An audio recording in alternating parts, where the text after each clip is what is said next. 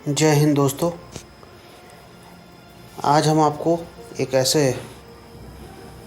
शासक की कहानी, ऐसे राजा की कहानी बताने जा रहे हैं जिसने अखंड भारत की नींव रखी। उससे पहले भारत महाजनपदों में बटा हुआ था, छोटे छोटे राज्यों में बटा हुआ था, लेकिन उसने पूरे भारत का नया निर्माण किया, अखंड भारत का निर्माण किया। हम बात कर रहे हैं चंद्रगुप्त मौर्य की। जब भी हम प्राचीन भारत का इतिहास देखेंगे तो सबसे पहला राजा, महाराजा जिसने अखंड भारत बनाया वो चंद्रगुप्त मौर्य ही था। चंद्रगुप्त मौर्य, इसका शासनकाल था 321 ईसा पूर्व से लेकर 298 ईसा पूर्व तक, और इसका जन्म जो अवधि है 340 बीसी थी और मृत्यु 297 ईसा पूर्व में बीसी में हुई। ये मौर्य वंश का फाउंडर था प्राचीन भारत में। इसने मौर्य वंश की नींव रखी, नंद वंश को समाप्त करके। एक साधारण परिवार में जन्म लिया था और एक महान राजा। देखते हैं इसका लाइफ डिस्क्रिप्शन शॉर्ट में। तो देखिए, सबसे पहले डेट ऑफ बर्थ 340 बीसी। ये कंफर्म नहीं है कि 340 ही है, 340 के आसपास या उससे 350 के बीच में इसकी जन्म तिथि है, लेकिन बौद्ध ग्रंथों में मिलती है कि 340 बीसी इसका जन्म तिथि है। पाटलिपुत्र में जन्म हुआ, 297 बीसी में मृत्यु हो गई श्रवणबेलगोला कर्नाटक में। शासनकाल किया 298 बीसी तक। 2 पत्नी दुर्धरा और हेलेना, एक पुत्र बिंदुसार जो कि शासक बना। इसके बाद इसके पिता के नाम में जो है वो कन्फ्यूज़न मिलता है। बौद्ध ग्रंथ कुछ अलग बताते हैं और ब्राह्मण ग्रंथ अलग बताते हैं। ब्राह्मण ग्रंथ जैसे मुद्रा राक्षस है वो उसमें दिया है कि इसके पिता महापद्मानंद ही थे और माता मूरा थी। और टीचर तो जान ही रहे हैं, चाणक्य गुरु, सब कुछ इन्हीं ने सिखाया। फिर आती है अर्ली लाइफ कैसी चंद्रगुप्त की रही।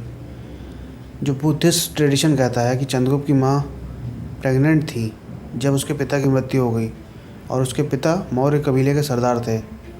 ये सब बुद्ध ट्रेडिशन के अनुसार बता रहे हैं। अलग अलग ट्रेडिशन अलग कहते हैं। जैन ट्रेडिशन कुछ और कहता है, ब्राह्मण ट्रेडिशन कुछ और कहता है।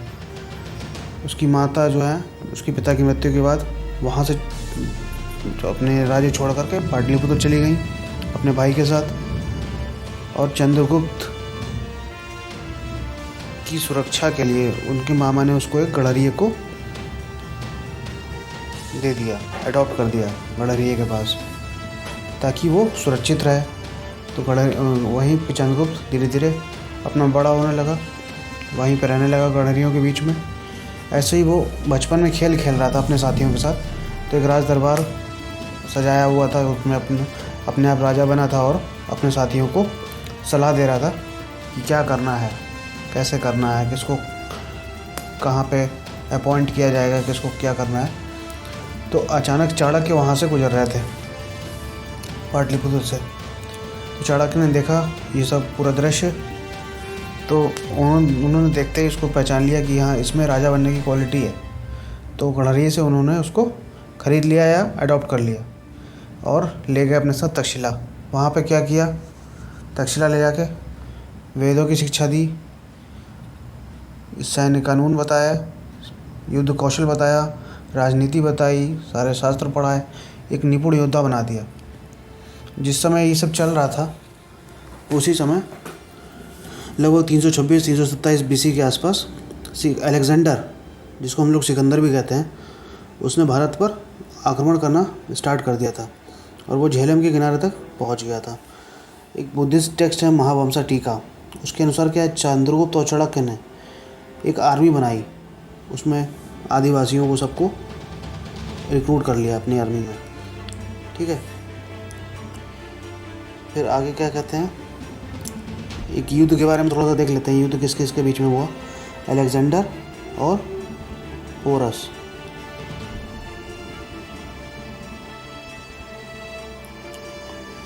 ठीक है ना। तो अलेक्जेंडर और पोरस के बीच में युद्ध हुआ।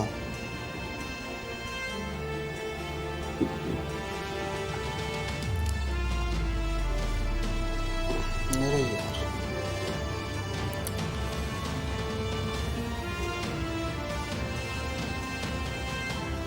अलेक्जेंडर और पोरस के बीच में। पोरस कौन थे? पूर्व वंश के राजा, पौरव वंश कहते थे उसको। तो ये चंद्रगुप्त पावर में नहीं आए थे, अभी अपनी सेना इना बना ही रहे थे कि अलेक्जेंडर ने इन्वेड कर दिया नॉर्थ वेस्ट इंडियन सब कॉन्टिनेंट पे। वही जो सिंध का एरिया है इस समय, अफ़गानिस्तान और इधर पाकिस्तान, सिंध के एरिया पे पहुंच गया वो 324 BC में। ठीक, और वहाँ पर बहुत सारे छोटे छोटे राज्यों को उसने जीत लिया। जो उसके सेनापति थे उनको वहाँ का राजा बनाता चला गया। और झेलम नदी पे पहुँचा तो पोरस जो वहाँ का राजा था उससे काफ़ी समय तक युद्ध चला इसका, लेकिन उसको ये हरा नहीं पाया अलेक्जेंडर। और झेलम नदी के किनारे तक पहुँच कर के जहाँ ये झेलम नदी और चिनाब नदी जो है ना, इन दोनों के बीच का एरिया, इसी को हाइडेस्पीस कहते हैं। ये हाइडेस्पीस का युद्ध हुआ था झेलम और चिनाब नदी के किनारे। ठीक है, हाइडेस्पीस ये 327-326 BC के आसपास हुआ था। अलेक्जेंडर का इन्वेजन पंजाब में, आजकल आधा पंजाब जो है पाकिस्तान में है, बाकी का आधा हिंदुस्तान में है।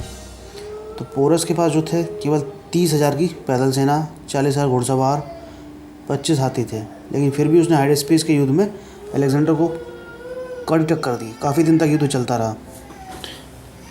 ठीक है, उसके बाद सिकंदर कुछ उस दौरान बीमार रहने लगा, तो बीमारी के कारण वो वहाँ से लौट गया, उसको जीत नहीं पाया। उसके सेनापति वहाँ पे धीरे धीरे छोटे छोटे उसने अपॉइंट कर दिया अपने, जिसमें से एक सेलुकस निकेटर भी था, जिसकी लड़की से चंद्रगुप्त की शादी हुई, हेलेना।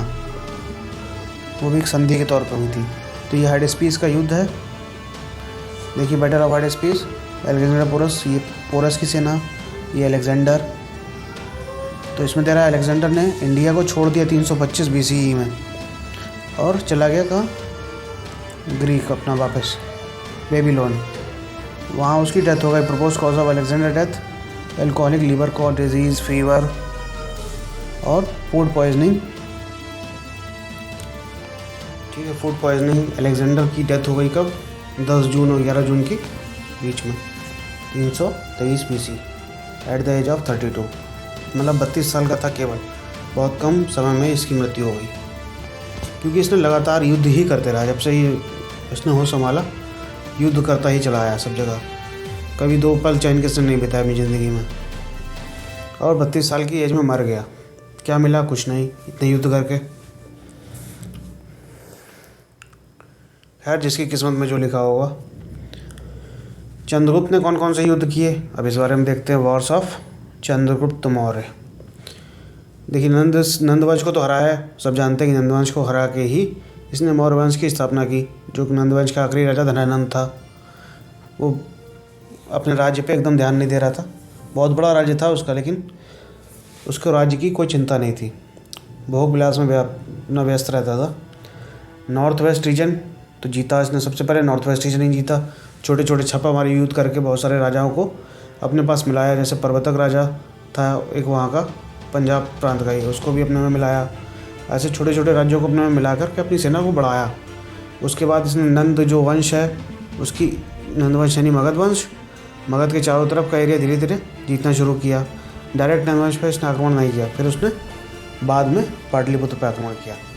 और वार एंड मैरिज अलायंस तो वही सेलुकस निकेटर को बताया, हेलेना से शादी की। साउथर्न कॉन्क्वेस्ट, साउथ ईस्ट जीता, दक्कन का पठार पूरा। क्या क्या बच गया? कलिंग बच गया। कलिंग जो कि अशोक ने जीता बाद में। कलिंग कहाँ का एरिया है? ये उड़ीसा का एरिया है।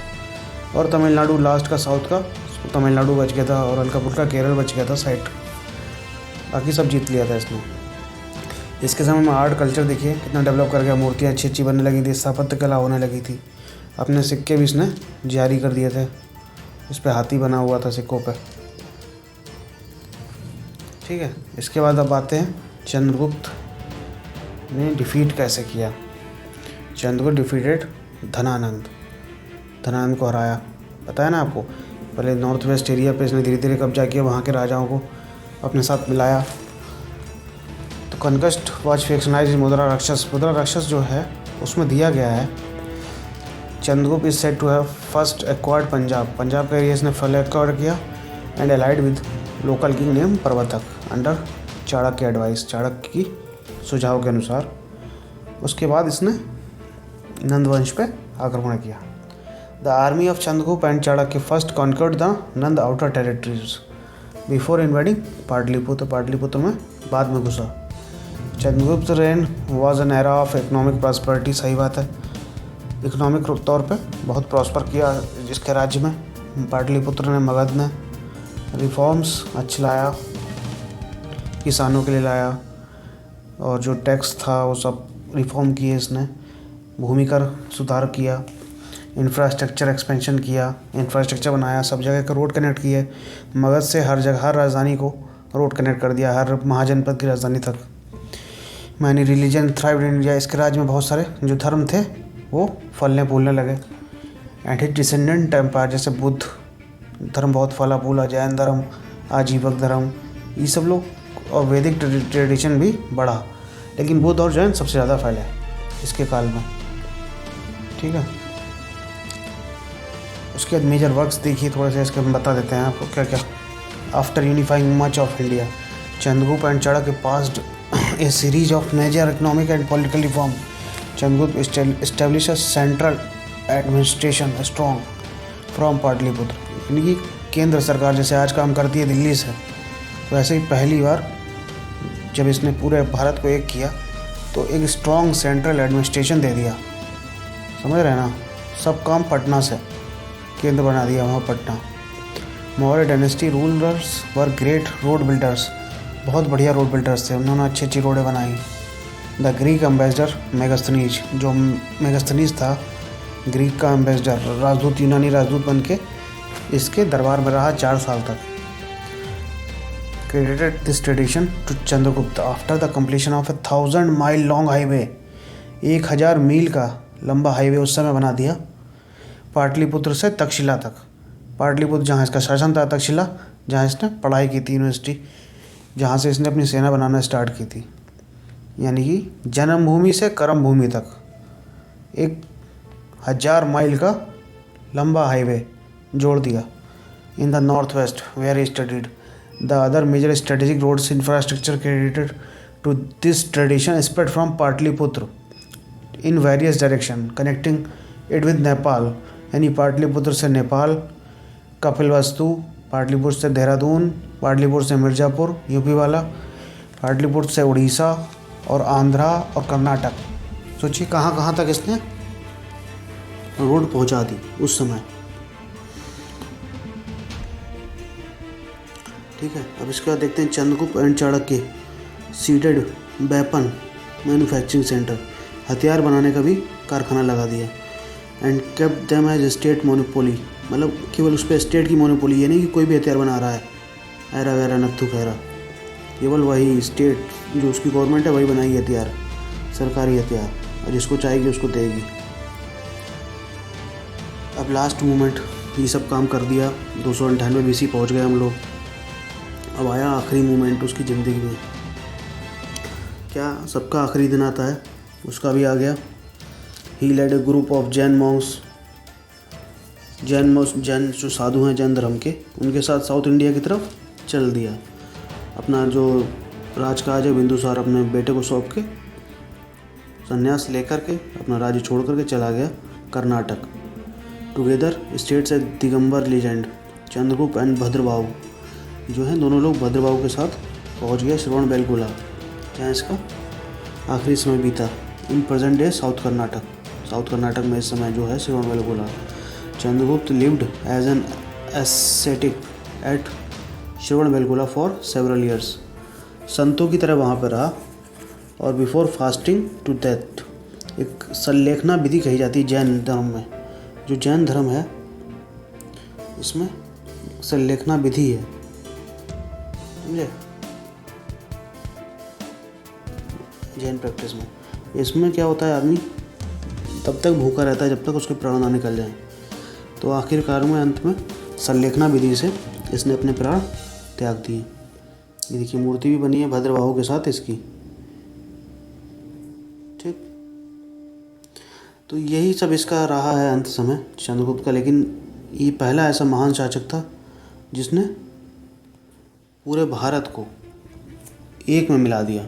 इसके बाद इसका पूरे बिंदुसार आया, फिर अशोक आया।